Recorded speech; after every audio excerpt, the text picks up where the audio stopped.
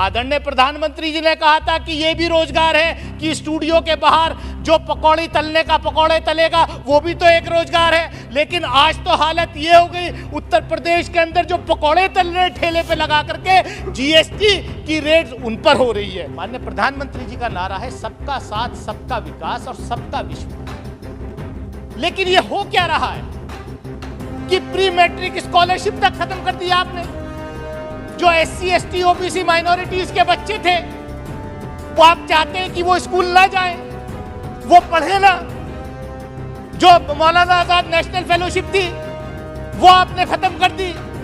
आप कर क्या रहे हैं? के अंदर माइनॉरिटीज के बच्चे जो हैं, पर्टिकुलरली मुस्लिम माइनॉरिटीज के बच्चे कितने पिछड़े हैं, वो स्कूल नहीं जा पाते। रंगनाथ मिश्रा कमीशन ने उसका इलाज किया। सभापति महोदय, मैं 2 मिनट में अपनी बात खत्म करूंगा। रंगनाथ मिश्रा कमीशन ने उसका इलाज दिया, लेकिन सरकार सुप्रीम कोर्ट में एफिडेविट देती है कि साहब रंगनाथ मिश्रा कमीशन ने तो सिर्फ जो है 4 दीवारी में बैठ करके ये रिपोर्ट तैयार कर दी। मैं पूछना चाहता हूं आपके माध्यम से, हम तो सर्वजन सुखाए सर्वजन हिताय की बात करने वाली पार्टी से हैं, लेकिन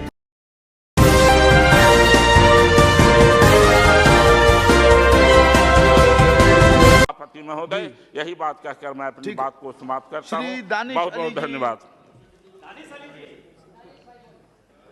धन्यवाद सभापति महोदय कि आपने मुझे सप्लीमेंट्री डिमांड्स ऑन ग्रांट्स पर बोलने का मौका दिया। मैं यही कहना चाहूंगा कि demands on grant, supplementary demands on grants को तो हमें पास करना ही है, लेकिन इसकी स्क्रूटनी करना भी हमारा दायित्व बनता है। 3,25,000 करोड़ से ऊपर की सप्लीमेंट्री ग्रांट्स जो हैं, कैश फ्लो हमें अंदर इसमें देना है। मैं आपसे के माध्यम से, माननीय वित्त मंत्री जी शायद इस वक्त यहाँ मौजूद नहीं हैं, MOS हैं, और मैं उम्मीद करता हूं कि जब वो जवाब देंगे तो इस बात को भी ध्यान में रख कर के जवाब देंगे। यहां कल से बहुत चर्चा हो रही कि साहब माननीय सदस्य, ये गैस सब्सिडी तेल कंपनियों को सरकार सब्सिडी दे रही है, इसलिए ये खर्चा जो है सप्लीमेंट्री डिमांड्स लाना जरूरी है। मैं आपके माध्यम से माननीय मंत्री जी से सिर्फ इतना पूछना चाहूंगा कि क्या ये सही है कि जो रशिया से क्रूड ऑयल हम लोग सब्सिडाइज्ड रेट्स पर इंपोर्ट कर रहे हैं, ऑलमोस्ट 32% सब्सिडाइज्ड रेट पर रशिया से क्रूड इंपोर्ट हो रहा है। आखिर ऐसी कौन सी वजह है कि जो भारत सरकार की जो ऑयल कंपनीज हैं वो डायरेक्ट इंपोर्ट क्यों नहीं कर रही?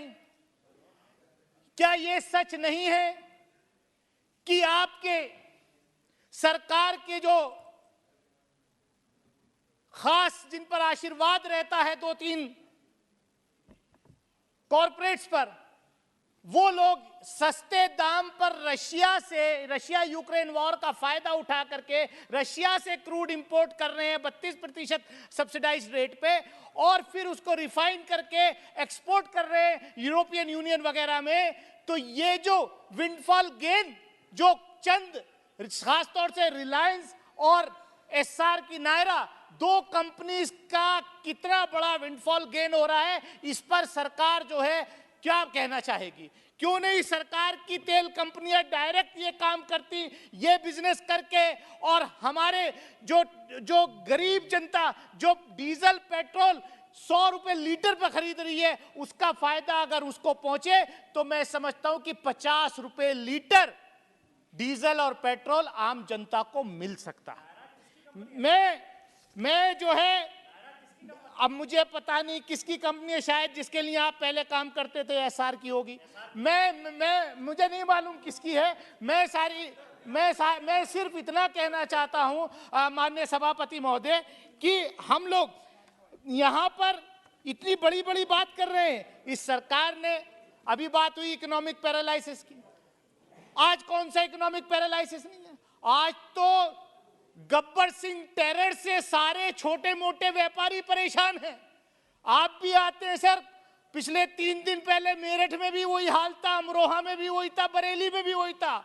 जीएसटी के नाम पर रेड जो है, किसी बड़े उद्योगपति घरानों पर रेड नहीं करती है सरकार, ऐसे लोगों पर नहीं करती जिनका मैं नाम ले रहा हूं। उनको तो जो एग्जेम्पशन दे देती है, लेकिन जो बेचारा ठेले पर पकौड़ी तल के बेच रहा है, आपने नौजवानों को रोजगार तो दिया नहीं।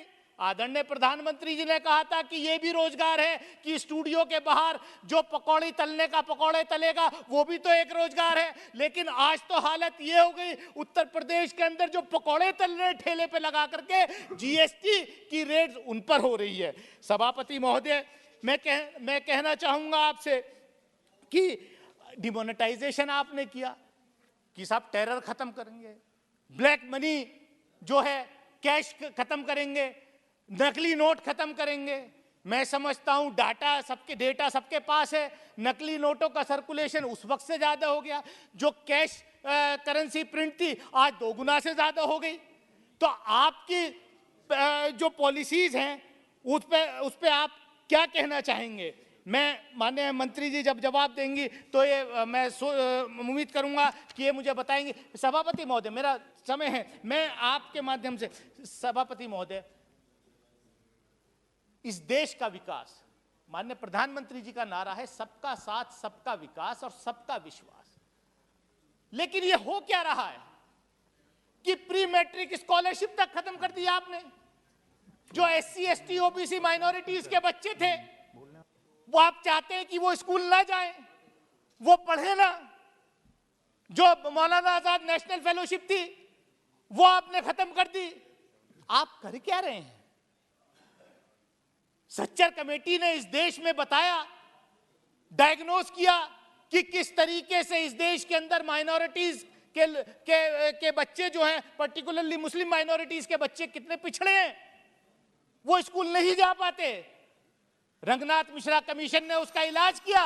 सभापति महोदय, मैं बस 2 मिनट में अपनी बात खत्म करूंगा। रंगनाथ मिश्रा कमीशन ने उसका इलाज दिया, लेकिन सरकार सुप्रीम कोर्ट में एफिडेविट देती है कि साहब रंगनाथ मिश्रा कमीशन ने तो सिर्फ जो है 4 दीवारी में बैठ करके ये रिपोर्ट तैयार कर दी। मैं पूछना चाहता हूं आपके माध्यम से, हम तो सर्वजन सुखाए सर्वजन हिताय की बात करने वाली पार्टी से हैं, लेकिन आपने जो 10% इकोनॉमिक क्राइटेरिया पर रिजर्वेशन दिया, उसका सर्वे कहां हुआ था?